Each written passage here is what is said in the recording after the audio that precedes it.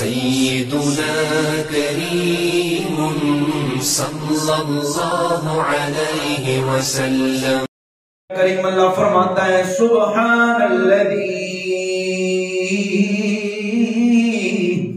اسرا بعبدہ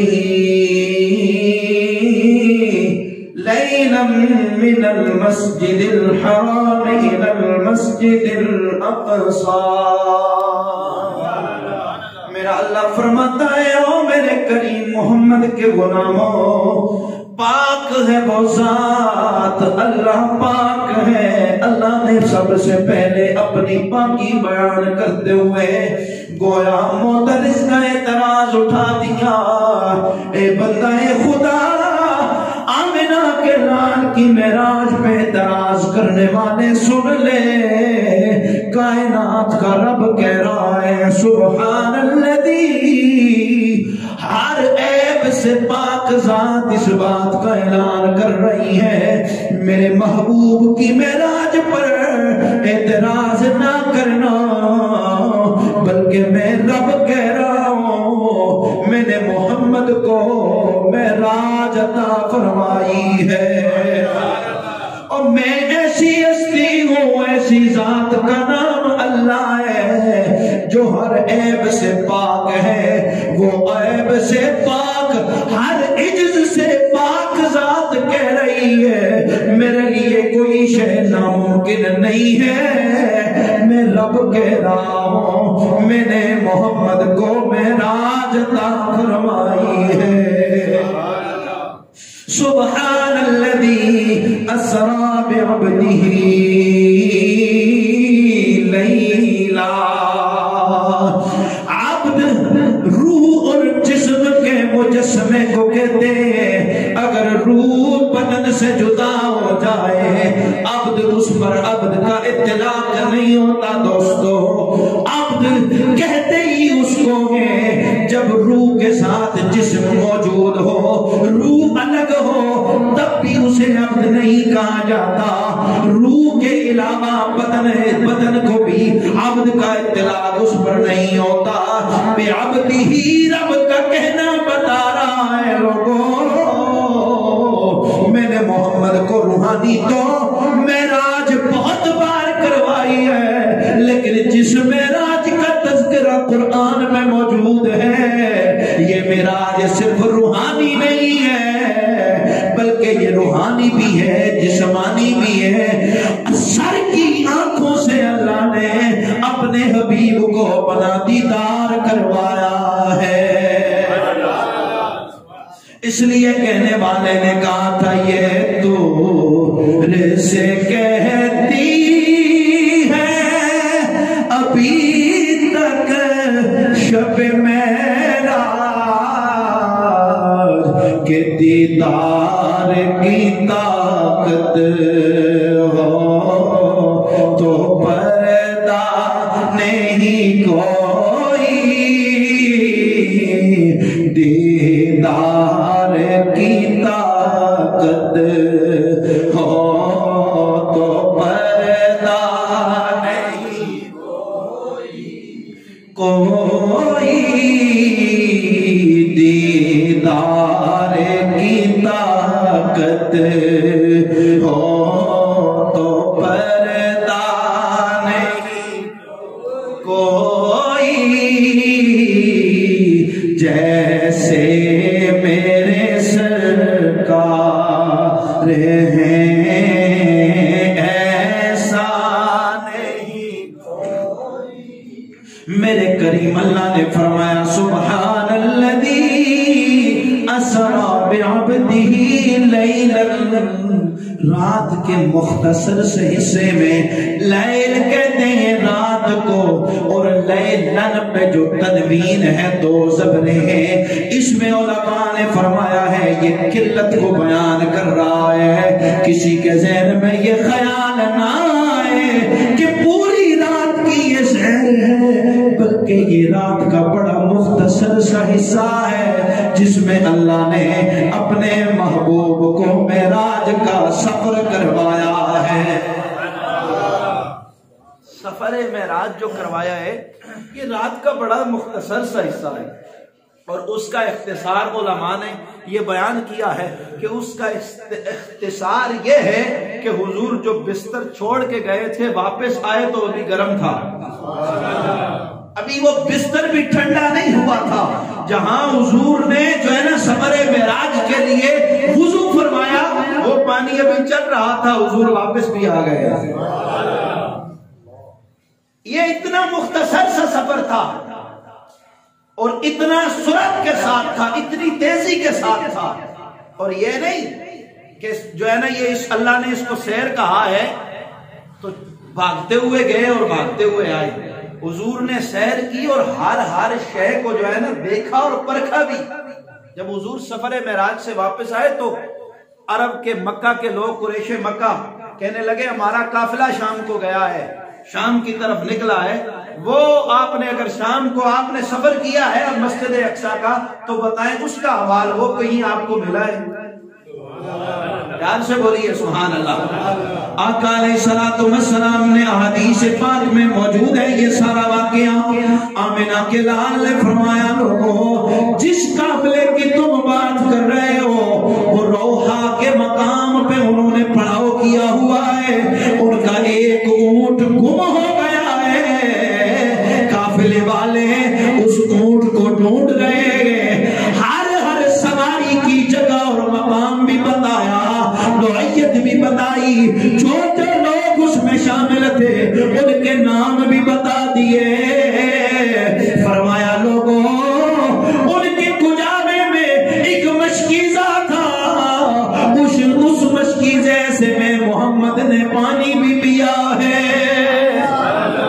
وہ سارے احوال بتا کر جب وہ قافلہ پلٹ کے آیا لوگوں نے احوال بیان کیے۔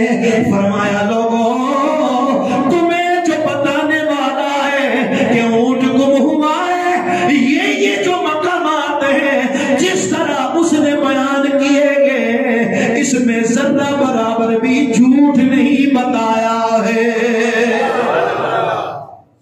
اتنی سرعت بھی ہے لیکن قافلے کے احوال بھی بتا دیے۔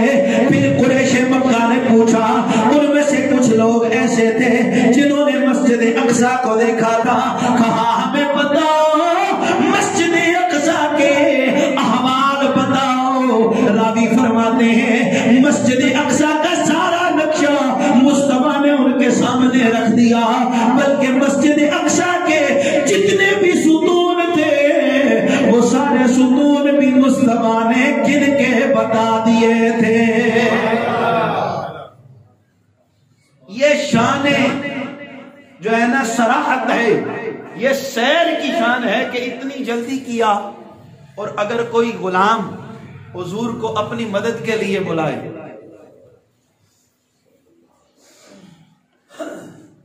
کہے یا رسول اللہ آپ مدد کیجئے، تو پھر کیا کہتے ہیں حضور سیر کرتے آئیں گے؟ پھر سیر اللہ نے حضور کو عطا فرمائی ہے یہ طاقت کہ وہ جا سکتے ہیں، حضور کی ذاتی طاقت نہیں ہے بلکہ اللہ کی عطا کرتا ہے۔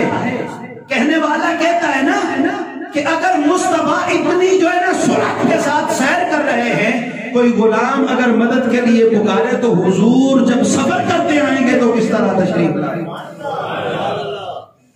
سیر کا اگر یہ عالم ہے تو پھر سفر کا عالم کیا ہوگا؟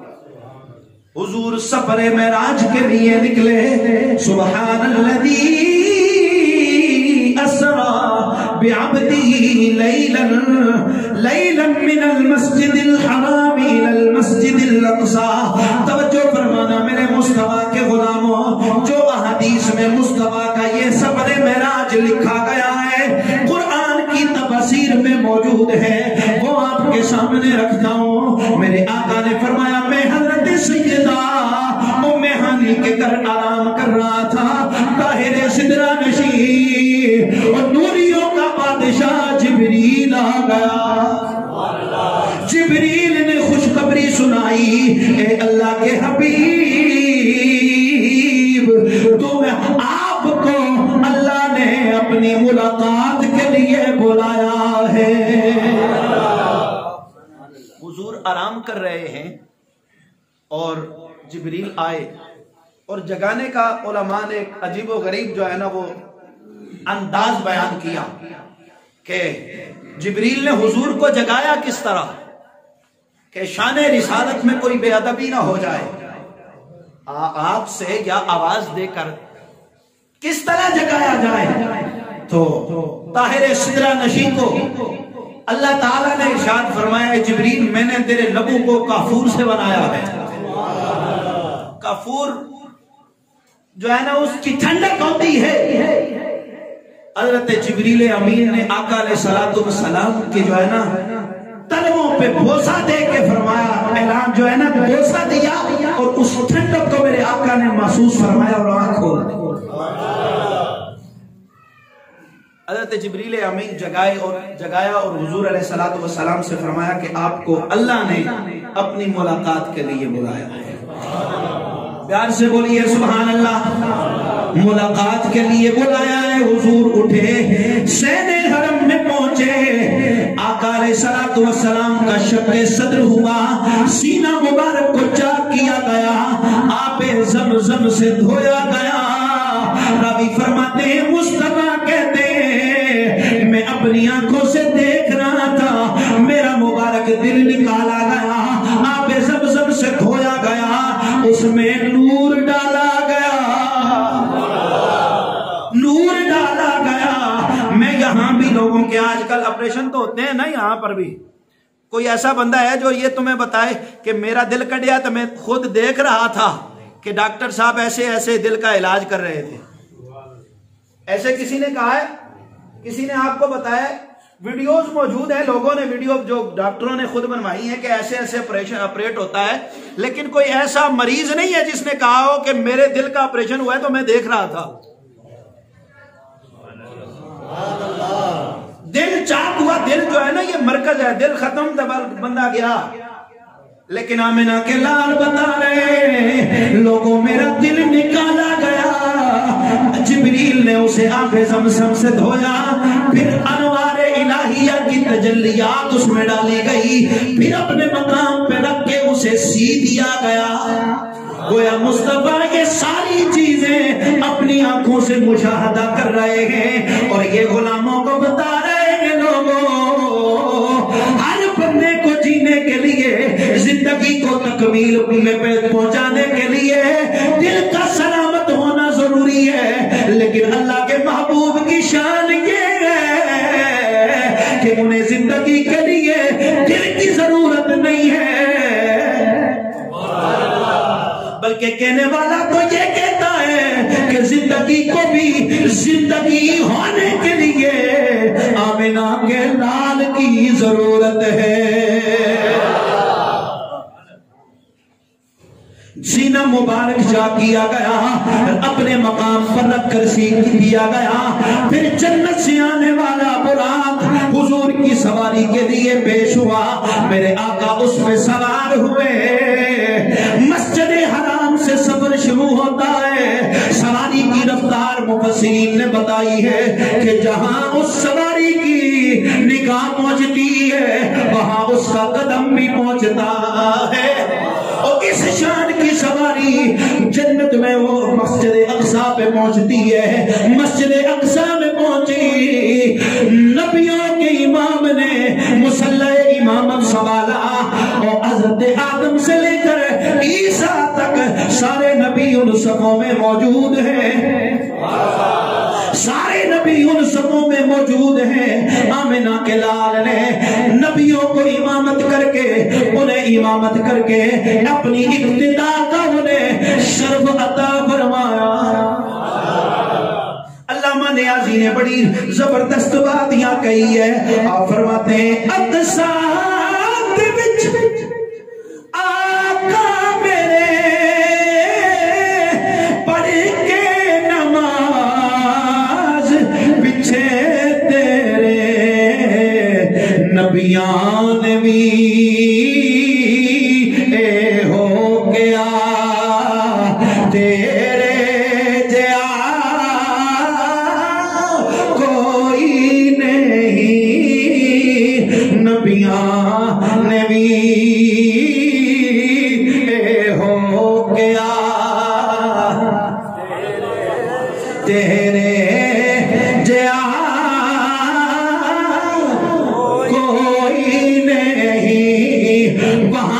آگے کا سفر شروع ہوا. باتیں تو اس میں بہت ساری ہیں میں لیکن بات مختصر کرتے ہوئے میں بات آگے بڑھاتا ہوں. سفر براق ختم ہوا, نور کی سیڑھی آ گئی, پہلے عرش پہ پہنچے. حضرت آدم علیہ نبینا علیہ السلام سے ملاقات ہوئی. میں نے پچھلے جمعہ پہ بھی یہ ساری ملاقاتیں آپ سے تذکرہ کر چکا ہوں. سارے آسمانوں پر نبیوں سے ملاقاتیں کرتے ہوئے طاہر سدرہ نشین کی بھی پرواز کی انتہا ہو گئی. وہاں سے آگے مصطفیٰ نکل گئے. جبریل بھی دست بستہ عرض کرتا ہے سونیا اگر چوٹی کی مقدار بھی آگے گیا تو چل جاؤں گا, رات ہو جاؤں گا. مصطفیٰ نے فرمایا جبریل اگر تیری کوئی تمنا ہے, تیری کوئی آرزو ہے تو اپنی خواہش کا اظہار کر, میں منظوری لے کے آ جاؤں گا. جبریل نے جو عرض کی وہ دل کی تختی پہ لکھنے والی ہے. عرض کی سونیا رب سے منظوری لے لینی ہے کہ بروز قیامت جب آپ کی امت پل صراط سے گزرنے لگے, رب مجھے اجازت دے میں نورانی پر بچھاؤں, آپ کی امت میرے پروس ہو کے جنت میں داخل ہو جائے.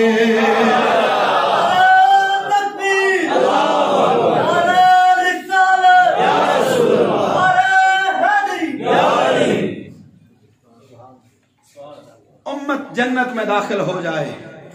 جبریل نے بھی حضور کو جو ہے نا راضی کیا. اس طرح پتہ ہے حضور اپنی امت سے بڑا پیار کرتے ہیں, امت سے بڑا پیار فرماتے ہیں. جبریل نے بھی وہی خواہش کی جو حضور جو ہے نا جس سے خوش ہو گئے. اچھا توجہ کیجیے گا, جنت کی سیر حضور نے بھی کی, جنت کے باغات دیکھے, جنت کی جو ہے نا سیر کی. اور اس سے پہلے قرآن میں آتا ہے کہ حضرت ادریس علیہ السلام سے ملک الموت کی بڑی دوستی تھی, یارانہ تھا. تو اس کی وساطت سے حضرت ادریس بھی جنت کی سیر کے لیے گئے اپنی حیات میں, اپنی نبوت کے دور میں. تو جب جنت میں پہنچے, جنت کے باغات دیکھے, محلات دیکھے, وہاں حور و قصور دیکھے, یا وہ ساری رب کی نعمتیں دیکھی, واپسی سے انکار کر دیا. کہا میں نے اب واپس نہیں جانا ہے.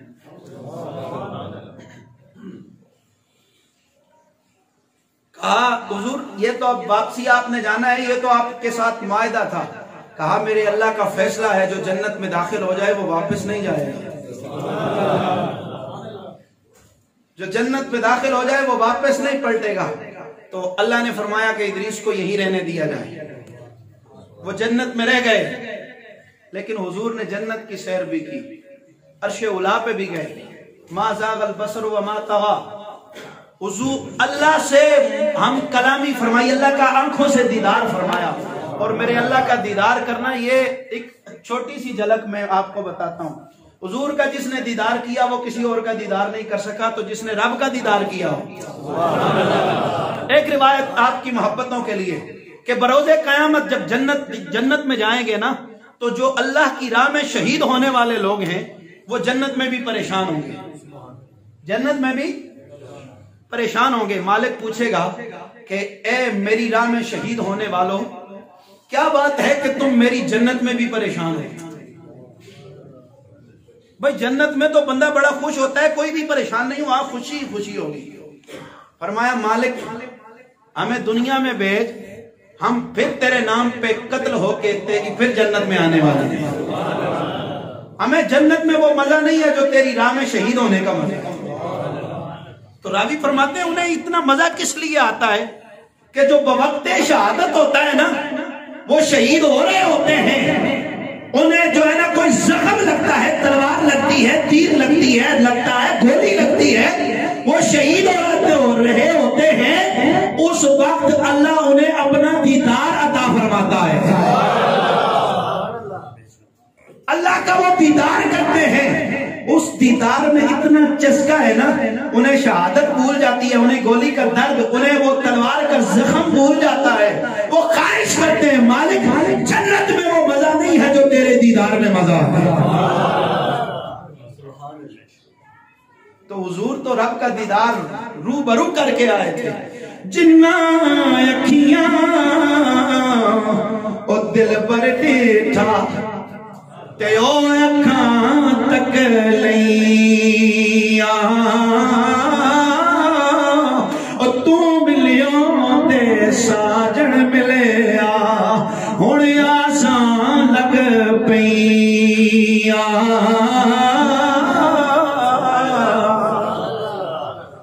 ادریس علیہ السلام جنت میں رہ گئے، چاہتے تو مصطفیٰ بھی رہ جانا تھا. رب کا دیدار کر کے کس کو واپس آنے کی طلب تھی، لیکن دوستوں یہ امت کی محبت ہے کہ مصطفیٰ جنتیں بھی چھوڑ آئے، رب کا دیدار کرنے کے بعد بھی واپس آ کر اپنی امت کی بخشش کے لیے یہاں دعائیں کرتے رہے. اے امتی تو اپنی قسمت پہ ناز کر.